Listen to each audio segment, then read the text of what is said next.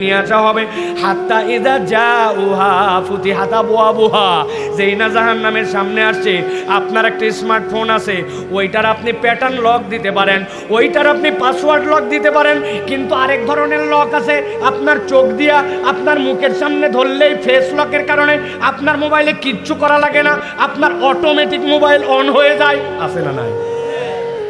আল্লাহ বলছেন হাত্তা ইযা জাউহা ফুতিহাত আবওয়াবুহা, যেই না জাহান্নামের সামনে আসছে, জাহান্নামের দরজা খুলে গেছে, জাহান্নাম সাথে সাথে বলছে ওয়া ক্বালা লাহুম খাজানাতুহা, এই তো তোমাদের যাওয়ার জায়গা। আল্লাহ বলছেন দাঁড়াও, ওরা কি যেন বলতেছে দেখো তো, চিৎকার করে বলতে শুরু করছে, ফাকালু ইয়া লাইতানা নুরাদ্দু ওয়া লা নুকাযযিবা বিআয়াতি রাব্বিনা।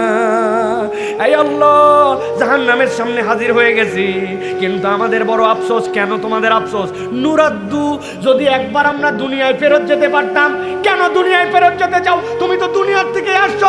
সাথে সাথে তারা বলতে শুরু করবে ওয়ালা নুকাযযিবা বিআয়াতি রাব্বিনা ওয়া নাকুনা মিনাল মুমিনিন।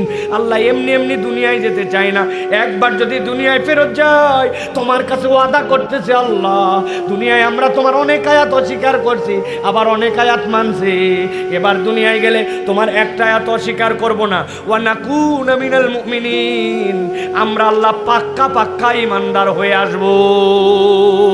আওয়াজ দিয়ে বলেন, একবার হাসরের ময়দানে পৌঁছানোর পরে দুনিয়ায় কি আবার ফেরত আসা যাবে?